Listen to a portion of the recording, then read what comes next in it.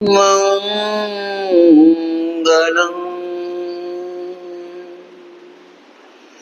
आराध्य देव श्रवण भगवान महावीर के चरणों में वंदन। परम पावन आचार्य श्री महाश्रवण जी को वंदन। विराजित मुनिषि के चरणों में वंदना। उपस्थित श्रद्धालु श्रावक श्राविकाओं, गीत के सुंदर बोलों में एक प्रेरणा दी गई। जिनवर के गुण गाकर के, प्रभु का निरंतर स्मरण करके हम अपने जीवन को सफल बनाएं। जीवन की सफलता का एक आधार कहा जा सकता है महापुरुषों की संगत, महापुरुषों का स्मरण। और उसके बाद अगर हम देखें तो जीवन की सफलता का संबंध होता है व्यक्ति के आचरणों से और उसके साथ साथ व्यक्ति के चिंतन से। और चिंतन और आचरण दोनों एक दूसरे से प्रेरित होते हैं। कहते हैं कि जैसा हमारा चिंतन होता है वैसा है हमारा आचरण बनता जाता है, और जैसा जैसा हमारा आचरण बनता है कुछ वैसे ही उसी प्रकार के चिंतन, उस प्रकार के विचार हमारे भीतर उठते चले जाते हैं। दो चीज जो अपन कह सकते हैं थॉट्स है और एक तरफ कैरेक्टर है, दोनों का एक घनीभूत आपस का एक बड़ा घनिष्ठ संबंध माना जाता है। तो प्रभु के स्मरण के बाद या प्रभु के स्मरण के साथ हमें यह ध्यान देना है कि हमारा चिंतन स्वस्थ रहे, और स्वस्थ चिंतन ही स्वस्थ आचरण का आधार कहा जा सकता है। और आज के समय में लोगों का चिंतन और आचरण दोनों कैसे हो गए? प्रतिक्रियात्मक हो गए। कैसे हो गए? रिएक्टिव। कि जैसे जैसे कुछ चीजें देखते हैं बाहर, वैसा ही कुछ आचरण करने लग जाते हैं, और जैसा कुछ बाहर स्थितियां परिस्थितियां देखते हैं वैसे ही चिंतन से भर जाते हैं। कई बार आप देखते होंगे कि आपके व्यक्तिगत जीवन में कोई समस्या नहीं है, फिर भी बड़ी क्या है? चिंता है। आपने कभी सोचा ऐसा क्यों? कभी सोचा? अभी थोड़े समय पहले भारत में एक दुर्घटना घटित हुई थी। वह एयर ड्रीम लाइनर, वो जो कहना चाहिए फ्लाइट, वह एयर इंडिया की फ्लाइट, और उसका जब क्रैश हुआ तो कई लोग क्या सोचने लगे, इतनी बड़ी दुर्घटना हुई है, सभी आत्माओं को शांति मिले। निस्संदेह ये हमारे लिए चिंतनीय बिंदु होते हैं कि ऐसे कभी अवसर आते हैं तो कुछ हम भी एक मंगल भावना तो कम से कम कर ही दे कि उनकी आत्मा को शांति प्राप्त हो, आदि आदि जो भी हमारा एक सामाजिक या राष्ट्रीय कर्तव्य होता है उसका निर्वहन होना चाहिए। और उससे भी हमें प्रेरणा लेनी है कि वह दुर्घटना घटित हुई, कई लोगों को अपने जीवन का कहना चाहिए कि अगला क्षण भी नसीब नहीं हुआ, और उसके साथ साथ आपके जीवन में भी तो कई घटनाएं घटित हो गई होगी जिन्हें वास्तविकता में दुर्घटना का टैग देना चाहिए। लेकिन आप कभी उससे चिंतित हुए कि आज मेरे जीवन में दुर्घटना घटित हो गई? किसी दिन हो सकता है आपने भी पहली बार चोरी की होगी। क्या चोरी? आप कहेंगे हम कोई चोर थोड़ी, हम तो व्यापार करते हैं। अरे भाई, व्यापार करने वाले हो, बचपन में चाहे बिना पूछे टॉफी चुराई होगी, चोरी तो क्या होती? चोरी तो चोरी होती। तो क्या उस दिन आपको कभी लगा कि आज मेरे जीवन में एक दुर्घटना घटित हो गई? हुआ कभी? नहीं। आज आपने कोई नए तरीके से झूठ बोलने का काम शुरू कर दिया, कोई ऐसा झूठ बोलना शुरू कर दिया कि जो किसी व्यक्ति के जीवन को खतरे में डाल सकता है। क्या आपने कभी उसके लिए सोचा कि अरे बहुत दुर्घटना घटित हो गई? नहीं सोचा। आप सोचो कि बाहर के घटनाक्रम आपको उद्वेलित कर देते हैं, चंचल बना देते हैं, या टेंशन में, चिंता में, तनाव में, डिप्रेशन में भी शायद डाल देते हैं। लेकिन भीतर तो हर रोज दुर्घटनाएं घटित हो रही है। हम स्वयं अपने साथ कितने ही अप्रिय व्यवहारों को अंजाम देते हैं। हर दिन हमारे द्वारा अनेक अप्रिय घटनाओं को अंजाम दिया जाता है, लेकिन कभी भी उसके लिए कोई एक अंदर भाव या अंदर एक प्रतिक्रिया हमारी नहीं होती। तो मैं कह रहा था कि हमारा जो आचरण है वह लोगों के साथ प्रतिक्रियात्मक हो गया है, और हमारा चिंतन भी प्रतिक्रियात्मक हो गया है। एक बार की बात, एक सन्यासी रास्ते पर यात्रा करते करते थक गया, तो एक जगह उसने विश्राम करना चाहा। आजकल तो कहीं विश्राम करना हो तो कोई मकान, जगह, स्थान मिल जाते हैं, और पहले अगर देखें तो कहीं पेड़ के नीचे विश्राम होता था, कहीं तालाब के किनारे, कहीं कुएं के आसपास, कहीं मतलब ऐसी जगहें होती थी जहां थोड़ा बहुत बैठ सकते थे या थोड़ा लेट सकते थे। तो सन्यासी भी कुछ उपयुक्त स्थान देख करके विश्राम करने लगा। इधर उन्हें देखा तो गए, वहां तो कौन सा पिल्लो मिलेगा, माथे के नीचे क्या लगा, तो क्या कर लेते हैं, हाथ लगा लेते कई लोग। उसने देखा कि हाथ क्या लगा, पास में ईंट पड़ी थी। क्या पड़ी थी? ईंट पड़ी थी। तो उन्होंने ईंट को ही रख दिया, उस ब्रिक को रख दिया और अपना माथा उस ब्रिक के ऊपर रख के सो गए। और इतने में क्या हुआ कि कोई व्यक्ति आया, बोला कि भले सन्यासी बने हो तुम साधु बने हो और अब ईंट में ही सिराना खोजते हो, ईंट को ही तकिया मान बैठे हो, तुम अभी भी आ सकते हो, तभी अभी भी इसमें ईंट में अटके हुए हो। उसने जैसे ही सुना, उस सन्यासी ने क्या किया, ईंट साइड में रख दी और सो गया। इतने में कोई आदमी ने बोला कि ले भाई, बड़े कमजोर लगते हो। किसी ने कहा, और ईंट को छोड़ दिया तुम? उसने वापस ईंट को लगा लिया। जब ईंट पड़ी है तो लगाने में कोई दोष थोड़ी। लोग हमारे पास भी आते कि महाराज आप क्यों तकलीफ भोगते हो, क्यों दूर के घरों में जाते हो, महाराज पास में घर बहुत है, गोशी कर लिया करो। और अगर, हालांकि हम ऐसा करते नहीं, फिर भी अगर हम ऐसा कर ले कि पास में घर में गोची जाए, तो लोग हमको भी कहेंगे महाराज आप साधु बने हो, सब श्रावकों को संभालना चाहिए, पास के घर में आप क्यों अटक गए।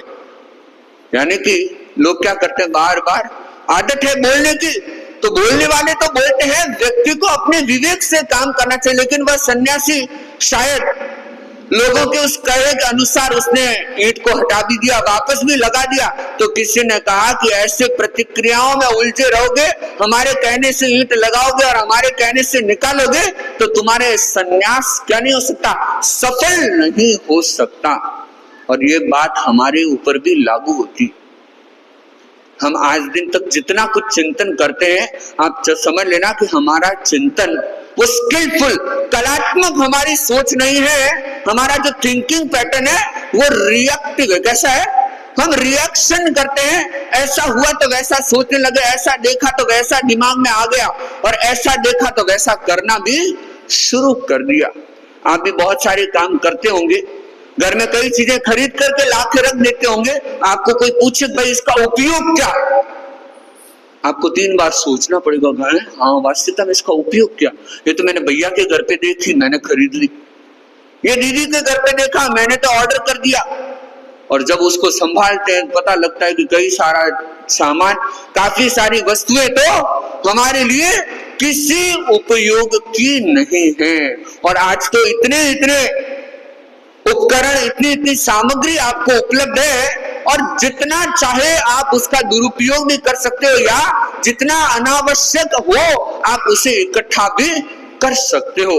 कभी कभी हम लोगों से मिलते हैं, कुछ लोगों का क्या, गाड़ियों का शौक होता है। किसका शौक होता है? गाड़ियों का। तो एक भाई था, उसके पास कुछ एक अलग ढंग की गाड़ी देखी मैंने, तो मैंने उससे पूछ लिया, भाई जबरदस्त आपको बहुत शौक लग रहा है ऐसा। हालांकि मैंने प्रशंसा नहीं की, गाड़ी अच्छी है, मैंने कहा आपको जबरदस्त शौक लग रहा है ऐसा। उसके शौक को देख करके मुझे शौक लगा। क्या? उसके शौक को देख करके मुझे शौक लगा, भाई ऐसा शौक आपको क्यों चढ़ गया? तो वो बोले, महाराज बात अब समझ में आ रही है। जिस दिन खरीदा था देखा देखी में खरीद लिया, 18-20 लाख की गाड़ी ले आया, लेकिन अब समझ में आता है कि चलाने में तो ये काम आती नहीं। अब इसको चलाने के लिए नई प्लानिंग और बनानी पड़ती है कि कहीं जाए। क्यों? हमारे शहर की गलियां तो है छोटी, तो गलियों में निकालने की मन नहीं होती, भावना नहीं होती कि इसको निकालो, और दूर जाने का मुझे काम नहीं पड़ता। तो अब ये गाड़ी घर पे पड़ी है, हर महीने मेंटेनेंस का खर्चा आता है, हर 2-3 महीने में इसको जो सर्विस करवाना, और उसके साथ अब घुमाना भी जरूरी है, तो उसके लिए नया खर्चा करना पड़ता है कि भाई बाहर चलो, दूर जाओ, है हाँ वो अलग, वो बहुत सारे दर्द, सिर दर्द आपको पता है, आप भुगत भोगी हो, मैं तो भुगत भोगी नहीं हूं। तो आप समझना कि वह क्या बोलते हैं कि महाराज अब समझ में आता है, यानी कि हम प्रतिक्रियाओं में उलझ गए। और जबकि कलात्मक चिंतन हमें क्या प्रेरणा देता है? THI, फिर क्या आता है? N आता है। यानी कि think what is true, first one. दूसरा थिंक व्हाट इज हेल्पफुल, और तीसरा है थिंक व्हाट इज इंस्पायरिंग, और चौथा आता है थिंक व्हाट इज नेसेसरी, कि जो आवश्यक है वैसा चिंतन हमारे मस्तिष्क में होना चाहिए। हमारे विचार हमारे लिए उपयोगी बने, इसके लिए यह ध्यान देना जरूरी है कि वह विचार हमारे लिए आवश्यक है या नहीं। यह हमारे सामने एक क्या रहना चाहिए, एक एग्जाम, एक चेक करने का सिस्टम होना चाहिए कि इस विचार को मैं अपने अंदर स्थान दूं, क्या ये मेरी आवश्यकता है, इस विचार को मुझे अपने भीतर संजोना चाहिए, क्या ये मेरे लिए उपयोगी बन सकेगा, आदि आदि बिंदुओं पर आप जरूर ध्यान दें। और जब आप आचरण में उपयोगिता और अनुपयोगिता की बात सोचते हैं, देखते हैं, उससे पहले जरूरी है कि हम चिंतन में उपयोगिता और अनुपयोगिता को सुनिश्चित करें, कंफर्म करें कि हमारा चिंतन उपयोगी है या नहीं है। यानी कि आवश्यक चिंतन ही आपको सही आचरण की तरफ आगे बढ़ा सकता है। तो आवश्यक चिंतन हम सभी के लिए एक मूलभूत जरूरत कही जा सकती है। और अगर आप अपने कर्तव्यों को देखें, अगर आप अपनी जीवन शैली को देखें और साथ ही आपके जीवन क्रम को देखें, यानी कि आप जैसे श्रावक हैं तो आपके लिए आवश्यक चिंतन का एक अलग मापदंड होगा, ठीक है ना, और हम संत हैं तो हमारे आवश्यक चिंतन का मापदंड अलग होगा। अब आप गृहस्थ हैं तो आपको गृहस्थी का भी पालन करना है, तो साथ में अपने संयम, अपने उन श्रावक व्रतों की भी आराधना करनी, तो वहां आवश्यकताएं कुछ अलग होती है। हम संत हैं तो हमारी आवश्यकताएं कुछ भिन्न होती है। तो हमारा चिंतन क्या बने, आवश्यक। और आवश्यक चिंतन का एक सूत्र सदा आप अपने सामने रखें कि मेरा मन अपने धर्म पालन में, अपने कर्तव्य पालन में, अपने व्रत पालन में कभी कमजोर न पड़े। क्या कभी कमजोर न पड़े। और ये जो अपने बात शुरू की ना, प्रतिक्रियात्मक, जब हम प्रतिक्रियाओं में उलझते हैं, आप देखना कि वहां हम सही गलत को भी छोड़ देते हैं, बुरे भले की भी पहचान हम नहीं कर पाते। और जब हम आत्मा की बात करें, हमें अपने भीतर अगर झांकने का मौका मिले, अगर कुछ अपने भीतर झांकने का प्रयत्न करें तो आपको पता लग जाएगा, क्योंकि आत्मा अपने आप को जानती। क्या आज दुनिया में लोग आपको भले ही महान व्यक्ति बोलते होंगे, लेकिन अंदर आपको पता होगा कि आप कैसे आदमी। दूसरे के प्रमाण की आवश्यकता नहीं होगी।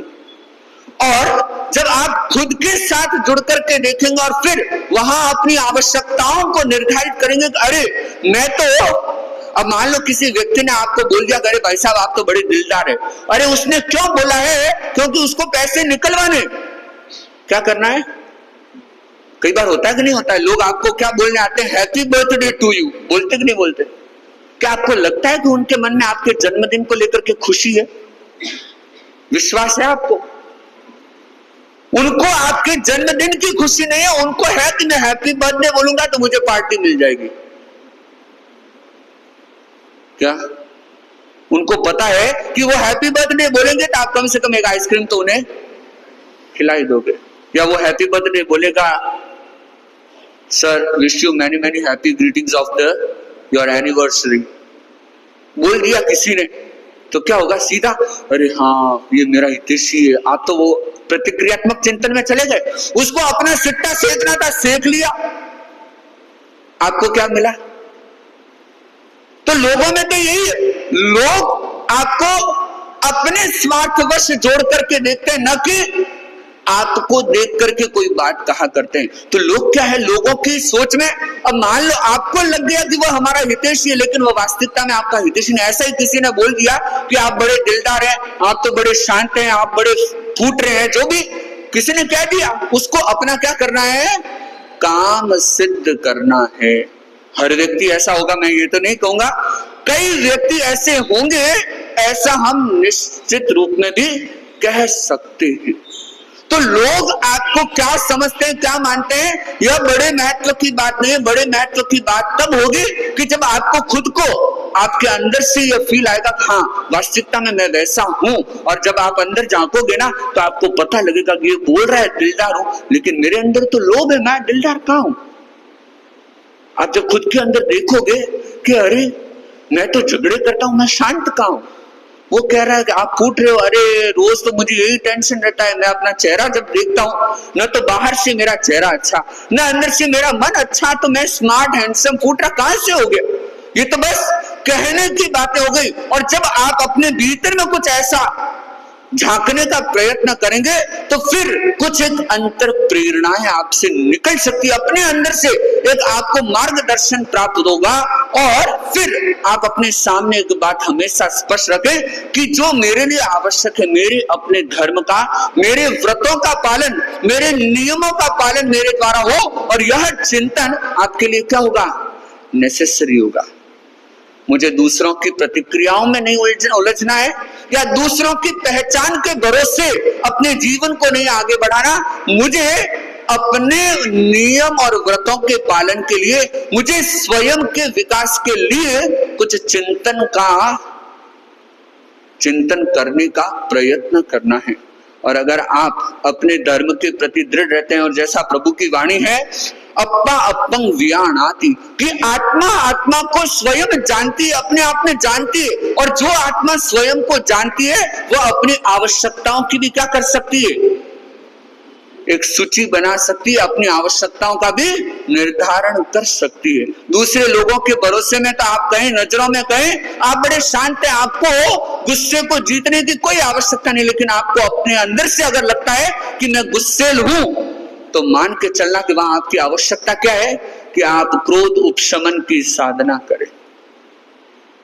तो अप्पा अपंग वियाणाति, कि जब हम स्वयं को अपने अंदर से जानते हैं तो अपने अंदर से जब वो आवाज उठती है कि नहीं तुम्हारी यह कमजोरी है, तुम्हारी यह कमी है, और उस कमी को तुम्हें दूर करना है। और ये आवश्यक चिंतन, जैसे कहते हैं ना, यह मेरा धर्म है, यह मेरा व्रत है, यह मेरा नियम है, जब यह भाव निष्ठा से बना हुआ रहता है तो आपके पैर अगर कभी डगमगाने लगे ना तो वापस उनको बल मिलता है, आप अपने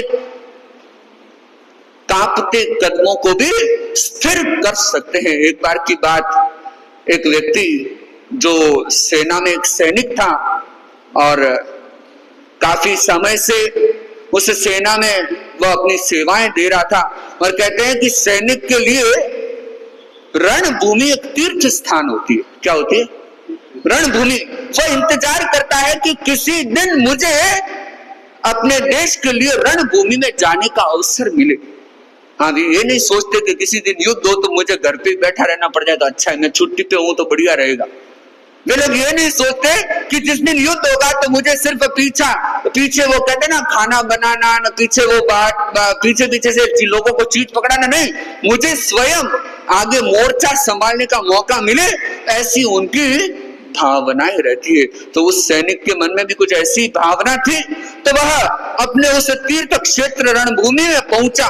लेकिन हुआ यूं कि जो शत्रु सेना थी वह क्या थी, बहुत ही बलशाली थी। और युद्ध के बीच में जब वो थोड़ा विराम हुआ तब वो वापस अपने क्षेत्र में, अपनी राजधानी या कहना चाहिए अपने घर पहुंचा। और घर पहुंचा तो क्या हुआ कि वो अपने पत्नी को बोला कि लगता है शत्रु सेना जीत जाएगी, हमारी सेना तो कमजोर पड़ती जा रही, हमारी सेना जिसके कदम बार बार पीछे हटते जा रहे, हम आगे नहीं बढ़ पा रहे। तो उसकी पत्नी ने कहा कि मेरे को अभी एक बुरे समाचार मिले। बोले हैं बुरे समाचार? उसको लगा कि जैसे युद्ध से जुड़े हुए कोई और बुरे समाचार उसको मिले होंगे। उसने कहा कि सबसे बड़ा बुरा समाचार मुझे अभी मिला, और वह यह है कि मेरा पति है वो हिम्मत हार गया है। क्या? और किसी भी सैनिक के लिए युद्ध हारना कोई बड़ी बात नहीं होती, क्योंकि कहीं न कहीं किसी न किसी सेना को युद्ध तो हारना पड़ता है, लेकिन उसके लिए सबसे बड़ी बात होती है हिम्मत हार जाना। और जैसे ही अपनी पत्नी के वाक्य सुने उसे तुरंत कहना चाहिए चोट हुई कि अरे मैं हिम्मत कैसे हार सकता हूं। कहते हैं वो फिर खड़ा हुआ और उसके दिमाग में बस वो एक ही विचार, क्या कि यह मेरा कर्तव्य है, यह मेरा धर्म है। धर्म कौन सा? आत्मशुद्धि वाला नहीं, कर्तव्य निष्ठा वाला वह धर्म, यानी कि मुझे अपने देश की रक्षा के लिए अपना योगदान देना है। और वह उस उत्साह भाव से, उस उमंग से, उस हिम्मत से फिर रणभूमि में जाता है और उसका वह विचार सारे परिणामों को बदल देता है। आप भी ध्यान रखना कि हमारे भीतर भी कहीं कुछ कमजोरियां होगी, हमारे भीतर भी कुछ प्रतिक्रियाएं पलती होगी, लेकिन अब हमें ध्यान रखना है कि हमारा जो चिंतन है वह कैसा हो, कैसा हो। कलात्मक चिंतन में क्या एन क्या बताता है? एन यानी हाँ, जो नेसेसरी है, यानी कि जो आवश्यक है उस चिंतन को हम अपने मन मस्तिष्क में स्थान दें, और जो आवश्यक नहीं उसे हम छोड़ दें। प्रतिक्रियात्मक चिंतन हमारे लिए आवश्यक नहीं, लोगों के दृष्टिकोण से स्वयं को देखना हमारे लिए आवश्यक नहीं। हमें हमारे स्वयं के, क्योंकि हर आदमी स्वयं को जानता है, अपने भीतर सबको पता है कि आप अपने अंदर से कैसे हैं। कपड़े बाहर दुनिया देखती है, शरीर तो आपको पता है कि आपका शरीर क्या है और कैसा है। तो जैसे ही लोग बाहर की व्यवहार और प्रतिक्रियाओं को देख करके ही आपके आचरण या आपके चिंतन का अंकन करते हैं, वास्तविकता में आपको स्वयं को ज्ञात है कि आप कौन हैं, कैसे हैं। तो आप अपने व्यक्तित्व के आधार पर कुछ स्वयं का निर्धारण करें, तो आप जो आवश्यक चिंतन है उसको महत्व देते हुए कलात्मक चिंतन को अपने भीतर विकसित करें। इन्हीं भावनाओं के साथ ओम अरहम।